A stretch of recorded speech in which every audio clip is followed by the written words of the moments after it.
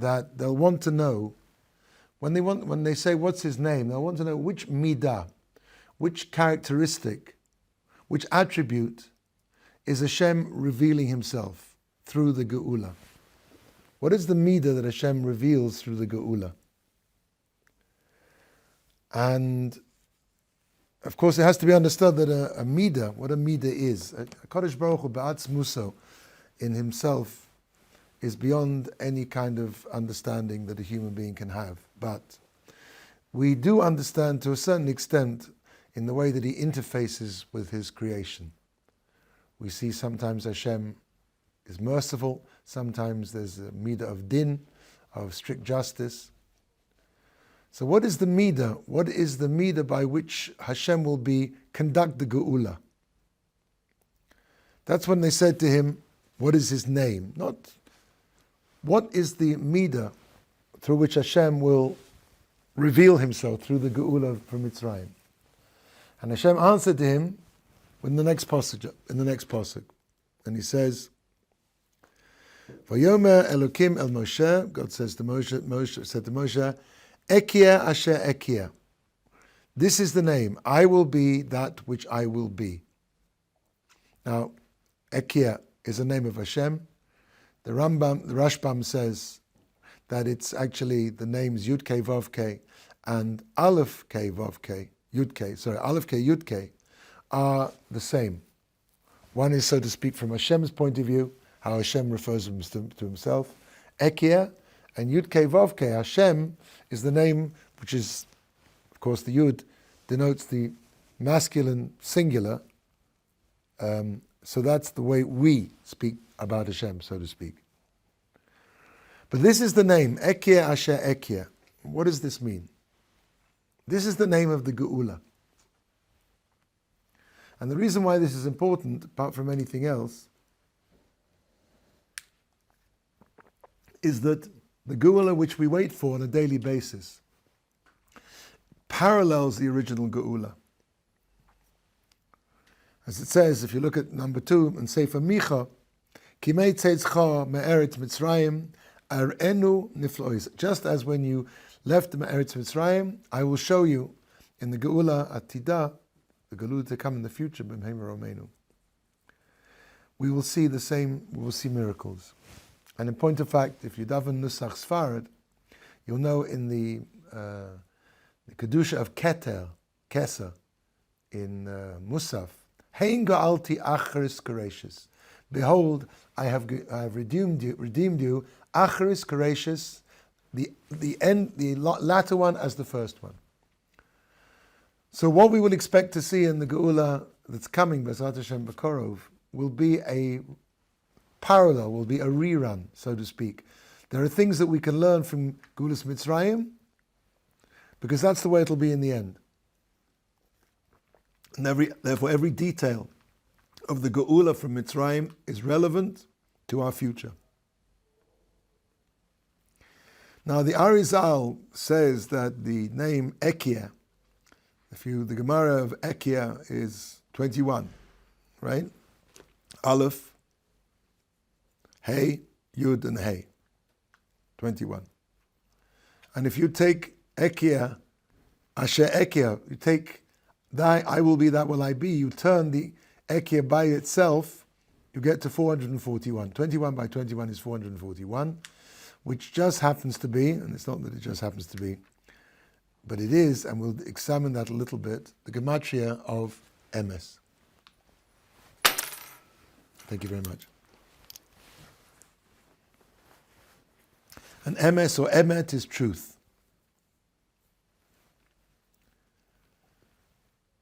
Therefore, the name Emet, which follows, is something which is based on a doubling.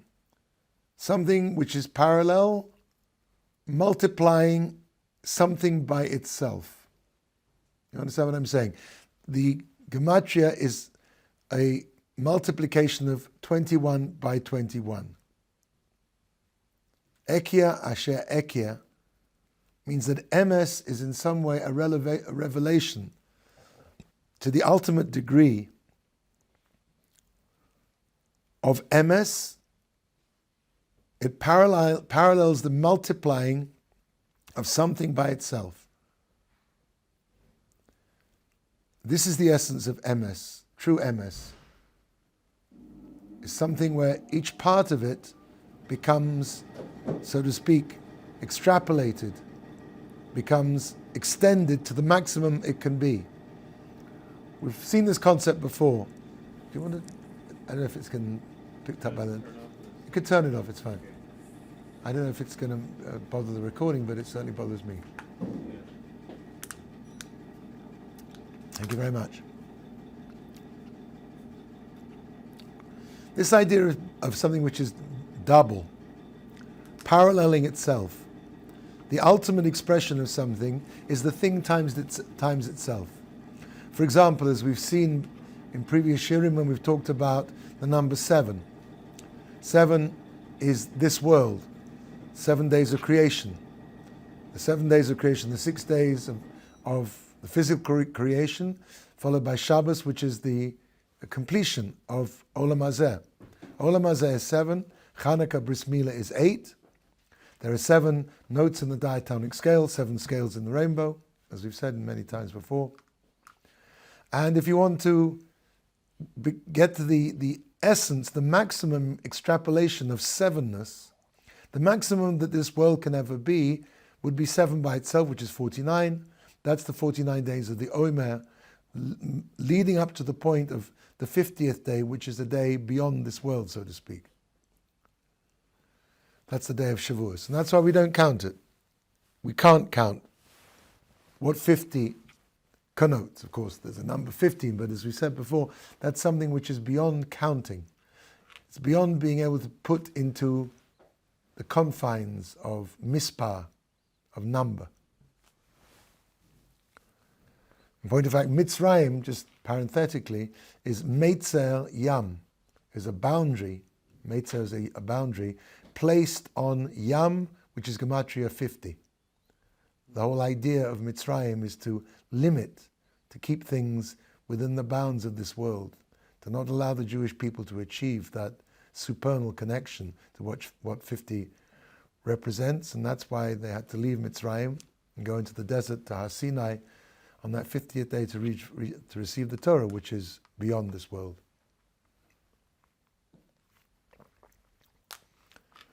So the reason I'm saying this is because to understand this idea of something double by itself, Ekia, which is Hashem's name, which is I will be that I will be is emes.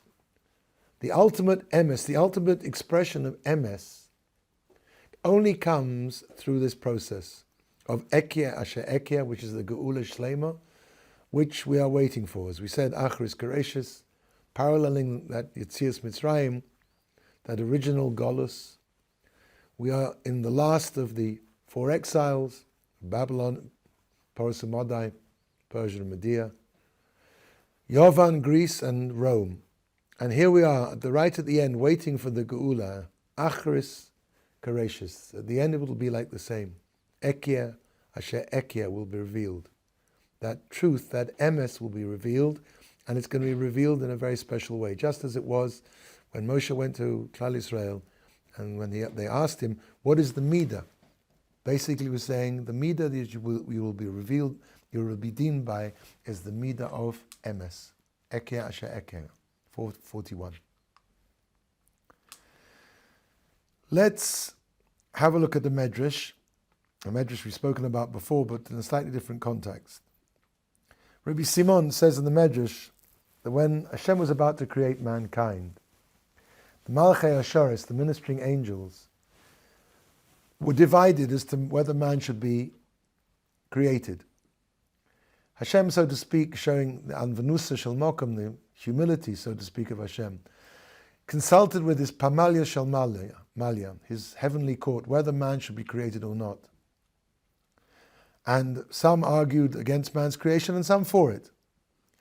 The Malach, who represented, Malach of course is translated into English as an angel, but angel is a very loaded term in English. A Malach is basically an agent, a being who has a specific tafkid, represents a specific purpose or end.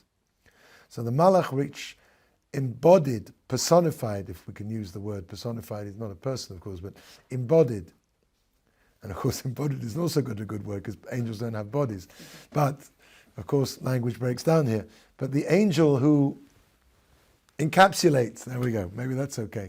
Chesed, kindness, argued that man should be created. Why? Because man is gomel chasadim. Man is capable of doing chesed. The Malach, representing Emes, said, Al Yibare, do not create him. Do not create man. Why? Because man is kula shkarim. He is all falsehood.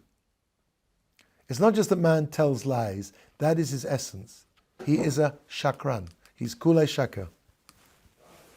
And the midah of tzedek, of righteousness, says that man should be created because man is capable of doing acts of righteousness. And Shalom, the midah of Shalom, said, no, al yibarei, don't create him, because man is full of katata, of argument, of controversy, of machlokas. The Medrash relates a very strange thing, that ultimately Hashem, at the end of this vikuach, this heavenly argument, took emes, took truth, and he threw it down to the ground, as it says in the book of Daniel, V'atashlich emes arza, and he threw emet to the ground. And the ministering angels, and the Medrash says, Rabbanu shel olam, how can you so denigrate, how can you lower emet, which is your chumas, your seal? And the result was that Ta'ale, Hashem says, Ta'ale emes mina aretz. Let emes rise from the ground. As it says in Tehillim, in Psalms, emes me'aretz tatzmiach. Emes will sprout from the ground. Very strange, difficult to understand Medrash. Again, Hashem, at the end of this vikuach about the creation of man, what man's creation was all about, and this argument. At the end of this argument, Hashem took Emes, who argued against the creation of man. Because Emes, the Emes that existed in this Medrash, is an Emes which is not soveil, cannot tolerate, like oil and water. It cannot tolerate sheker. Do not create man. Because man's essence is shkarim. Emes can say no other. And what does Hashem say? Vatashlech emes arza. And he threw emes to the ground. And the master, the ministering angel said, how can you do this? How can you throw down your emes, your seal? The very imprimatur of HaKadosh Baruch Hu is emes. How can you do that? And the answer is, Ta'ale emes minish ha'aretz. Let emes rise from the ground. As it says in Tehillim, emes me'aretz titzmach. Emes will sprout from the ground. All this is in note 5 if you want to have a look at it.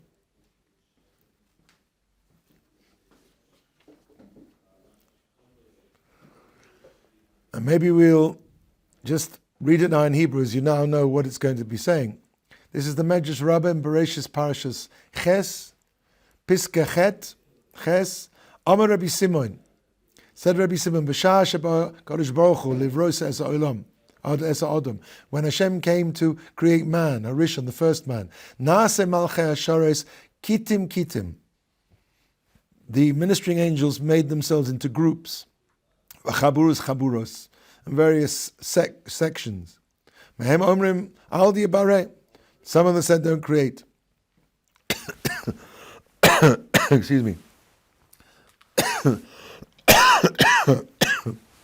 And some of them said, Yibare, create, do create man. How would it say, as it says in Tehillim, Chesed ve'emes nifkushu. They fought. Tzedek v'shalom nishku. Chesed oime Yibare. Chesed said, create him. Shu goim el chasadim, because he can do chesed. Ve'emes omer al tivarei, shekula shkarim. He's all lies.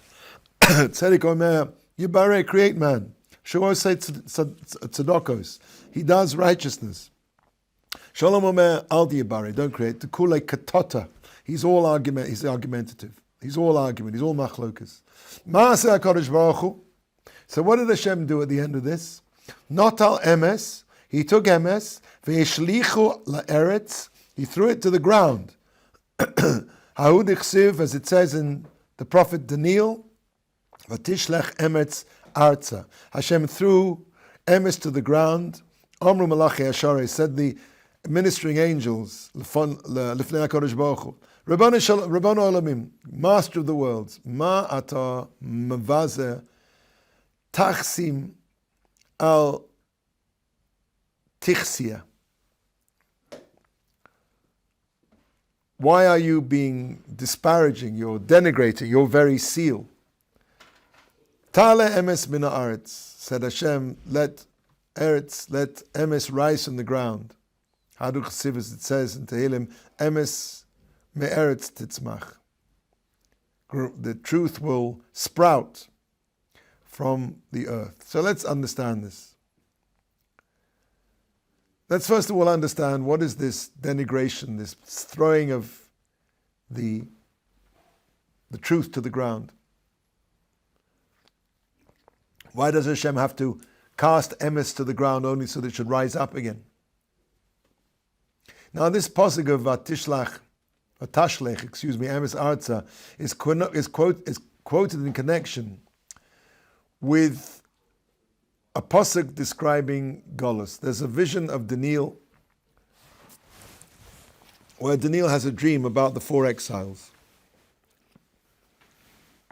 And of course it's all shrouded in symbolism and deep ideas. And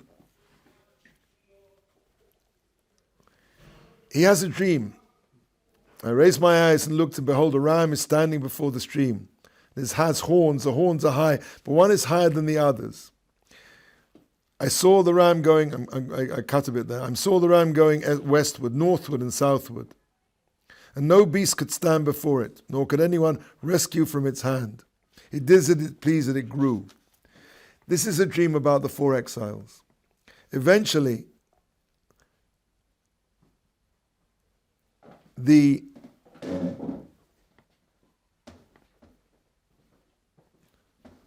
what happens is that Daniel describes how a tzfir ha'izim, a young goat, destroys this isle, this ram, who was powerless before it. The tzfir ha'izim, this young goat, was extremely strong, and how its single horn became 4. Rashi explains this as a reference to the destruction of the Beis HaMikdash. This is basically the exile of Rome. And those words will be quoted from Daniel in the Medrash, Vatashlech emes arza, were mentioned precisely in this context. In other words, they describe the Golus of Rome, in which we find ourselves today. As we've described in previous classes, we're in the longest of the exiles, which goes on, which starts with the Romans, and then when the Catholic Church and the Eastern Church take over, and then Western culture, we're still in the exile of Rome, of Edom. And that's the destruction which was wrought by Titus. That's Rashi saying the Beis HaMikdash was talking about this Tzvi Izim, this young goat, refers to the nation of Rome who destroyed the Beis HaMikdash by Titus. And it's specifically that Golus, the exile of Rome, in which we find ourselves today, through emes, because ein emes ala Torah, ela Torah. The Torah's emes. Emes was thrown to the ground by this 4th exile, more than any other, lowering it down. As Rashi says in Daniel, Vatishlech emes tashlech emes arza, Torah's emes hishpila. This exile lowered the Torah to the ground.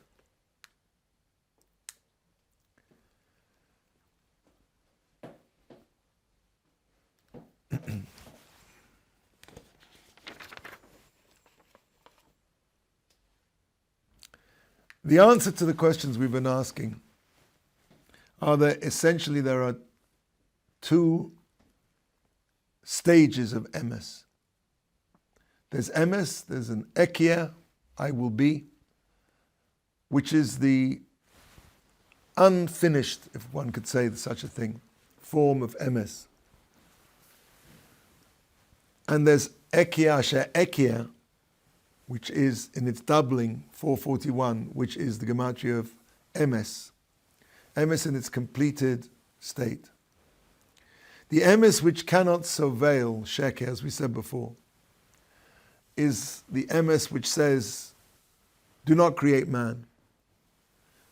But man was created, and emes thus was thrown down to the ground by the Romans in the destruction of the Beis Hamikdash and the Torah, thrown into the dust. But from there it will sprout. And the concept of sprouting is, if you forgive the pun, germane. It's absolutely apt.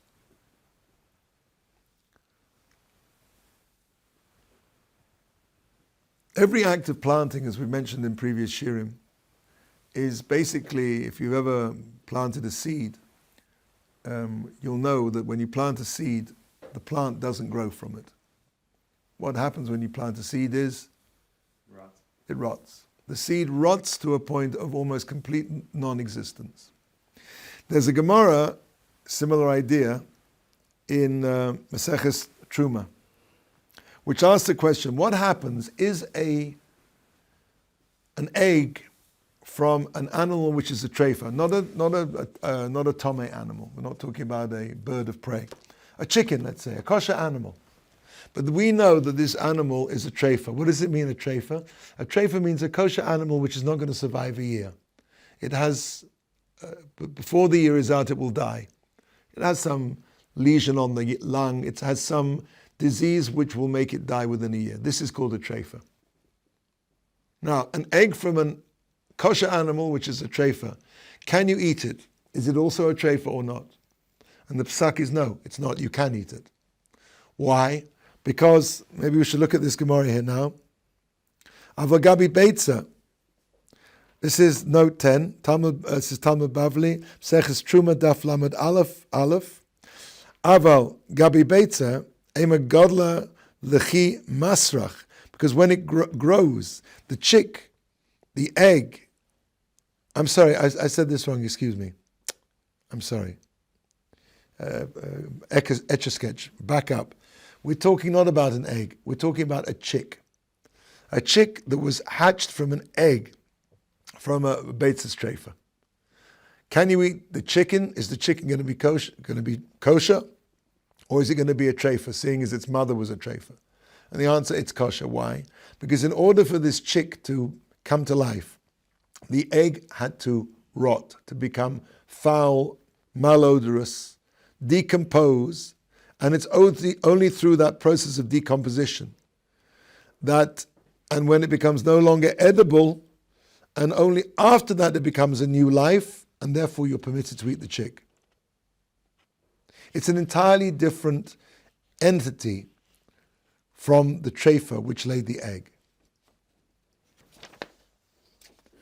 The point of it is this, as we said before with the seed, underlines how this process of growth involves an initial state of degeneration. Emetz la'arza, emes is going to be cast down to the ground. The Torah is cast down to the ground.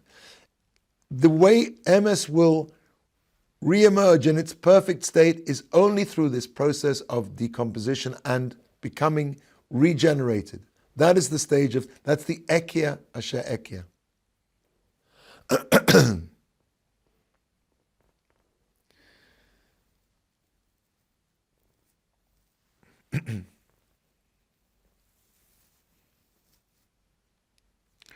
In other words, the process of emes me'eretz titzmach, that this emes sprouting from the ground, this more complete kind of emes, is a much greater emes, is a more complete emes. That's the ekia asher ekia than the emes which said, don't create man. Man's job is to reveal emes in the world. And man's job, and this is really where we have to go into another medrash. The process of Golus and Geula is the same pattern as this, so to speak, regeneration. The Jewish people, and of course the Sefer Shmos, is the Sefer of exile, of Golus, where the Jews go into exile. It's the same kind of, so to speak, decomposition, and only from that Golus can come the Geula. It's from that decomposition, so to speak, that comes the true growth. And of course, when we're talking about Golus, we're talking about the Golus of all the Jewish people throughout the whole world. The Ma'aseh of a Simon Labonim, the actions of the father, an indication to the children. We understand that the Golus of Mitzrayim, the exile of Mitzrayim, is an archetype of all of the exiles that the Jewish people have experienced. As we said, Bavel, Paras Madai, Yovan, and Romi, and now this Roman exile where we find Jews in every place in the world came out. Now the Medrash says that Hashem only spread the Jewish people across the world in order to increase Gerim, converts. And it notably proves this point from our Pasuk, V'zaratia li ba'aretz. I'm sorry, not our Pasuk, the same word. V'zaratia li ba'aretz. I have sown her for myself in the land. The same idea of zriya, of seeding. And the Medrash explains this whole idea by a mashal, a parable, of the one sows, plants, a seah. It's a small measure of seeds. You don't sow seeds in order to get back the equivalent of what you planted. That's a bit of waste of time. You want to get back many fold, many times. You want to have a yield of a core, a much larger measure. That's note number 11 from the Gemara in Maseches Pesachim. I'll read that out. Amar Rabbi Elazar, Lo hagla HaKadosh Baruch Hu es Yisrael ben ha'umos. The only reason Hashem dispersed us amongst the nations, Ela kadei she yitosfu aleihim gerim, that they should be added to them gerim. Shenema v'zaratia li ba'aretz, that I have seeded you in the land. Klum adam zorea sa ela lahachnis kama kurim. A person only seeds a small amount of soil in order to have a vastly greater return on his initial investment. Now clearly we can't be talking about the literal understanding of Gerim, because numerically Gerim in Klal Yisrael are very few. So what are we talking about? What does Gerim really mean? In fact, the Arizal explains that the reference is not to the number of actual converts. What are we talking about? Let's try and understand. It's the same idea of casting emes la'arza, down to the ground, the sowing of emes, which is going to sprout an emes which is so much bigger. That is the concept of Gerim, the why the Jewish people have to go into exile. And there's a concept, you may have heard of it in the more Kabbalistic writings, which is called that the Jewish people have gone into exile to reclaim the Netzotz HaKedusha, the sparks of holiness. That's the same idea as the Zriya, the exile, bringing forth a greater truth, a truth where falsehood is going to come to admit to truth. This is the second kind of truth, the greater kind of truth. There's a truth which rejects emes, but the greater truth is when the sheker itself is modeh to the emes, admits to the truth. This is where the emes, so to speak, is cast downward, and all the sheker will rot and sprout forth from that a greater truth, a complete truth, a truth which has basically been through the process of disintegration, has been sown in the ground, arza, emes la'aretz titzmach, and sprouts forth from the ground in the process we described. Sheker's announcement, Sheker's falsehood's confession, its admittance, is the greatest form of the revelation of truth that they can be. Again, there are two kinds of truth. There's the truth in heaven that said, don't create man. That's the truth that cannot tolerate sheker, like oil and water. the greater form of truth, which is why Hashem wanted to create man, because man will be the instrument of how the greater truth can be revealed.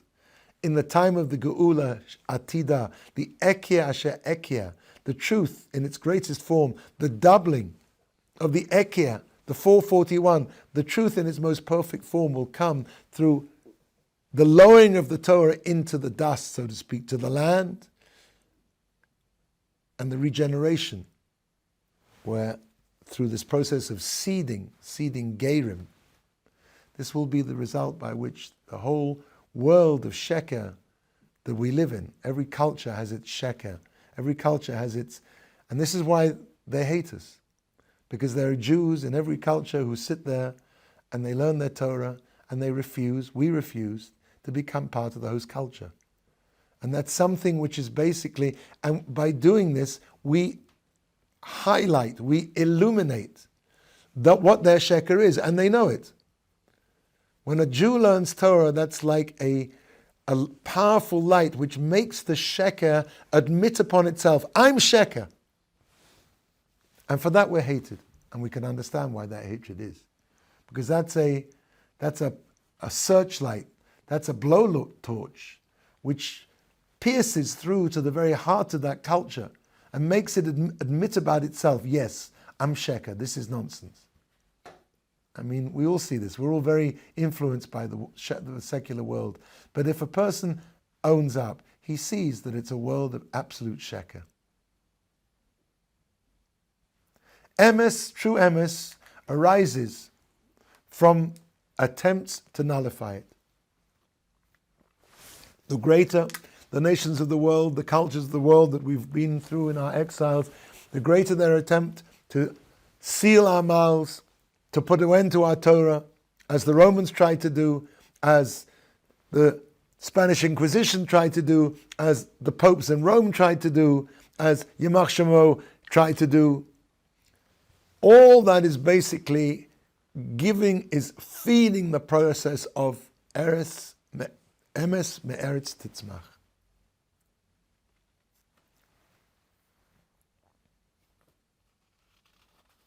It was this that Daniel was prophesying. When Daniel was prophesying about the 4 exiles, and as we saw with that Paysach right at the beginning, where he says that emes will be, the Aretz Tishalach will be thrown down.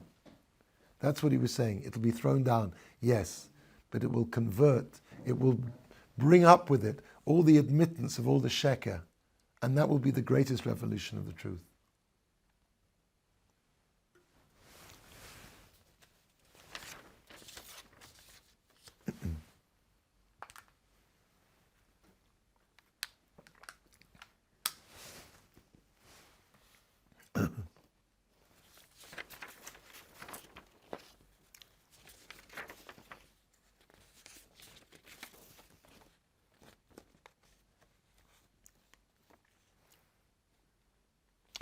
Maybe one other point.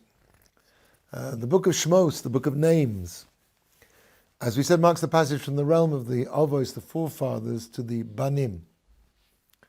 But it's interesting because every day we say in the Amidah, Umevi Goel Livnei V'neihem Laman Shemo Ba'ahavo. Why do we say that Hashem brings Geula to Li B'nei B'neihem? Why doesn't it say Livneihem? Why to their grandchildren? Children of the children of the Shvatim. The Avos of the Avos, that's the Sefer Bereshis. The Banim are the names of Reuven, Shimon, Levi, the tribes that went down into exile. Why don't we describe Geula as something which comes to the children and not to their grandchildren, or what it really means is their descendants? Because the Banim are intrinsically connected to the Avos. All of their names are associated with the Geula. The Medrash, number 14, Medrash Rabbah, Shemos Parsha Aleph, Piska Hey. Ve'elu Shemos B'nei Yisrael, Al Shem Geulas Yisrael Niskaru. When it says Elu Shemos B'nei Yisrael, all of the names are connected to the Geula. For example, Reuven, as it says in Paysach in Shemot in Gimel, Ra'a Re'isi es oni ami.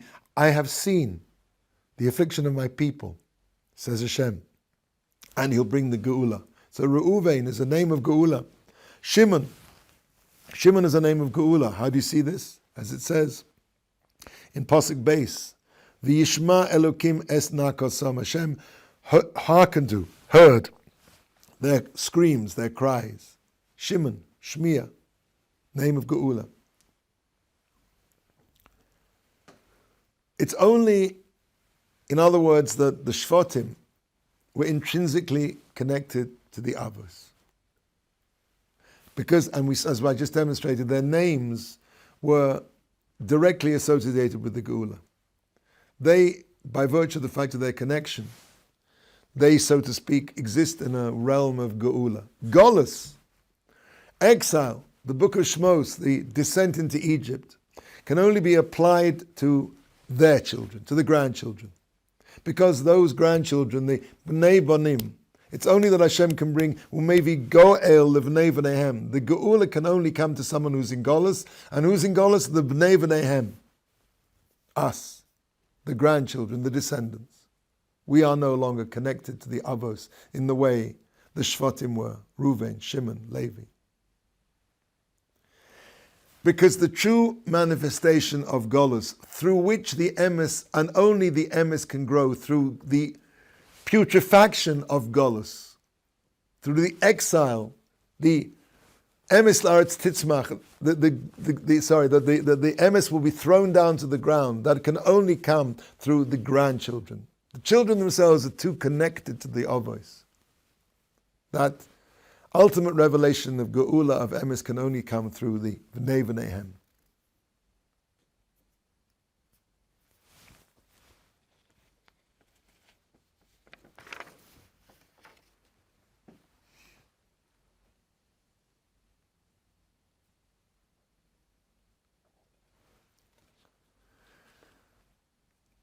It's important to understand that Golus is not a period which is characterized by an unpleasant lifestyle, a time of difficulties, and then we're going to be very comfortable in the Geula. A person, Geula is a rebirth, is something as traumatic and dramatic as the birth of a child.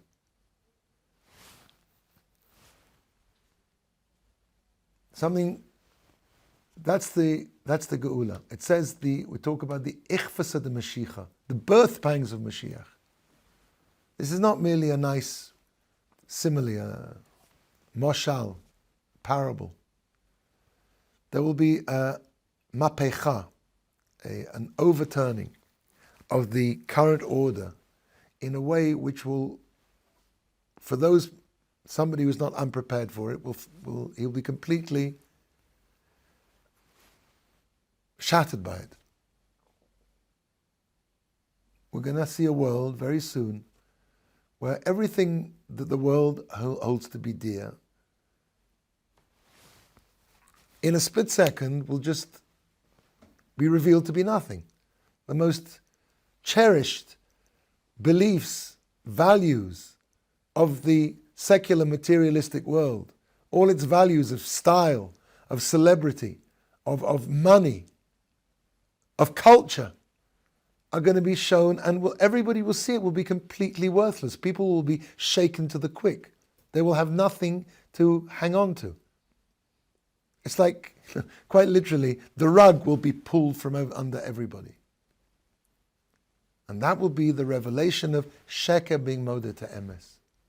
And it'll be traumatic. It'll be as dramatic and possibly as painful as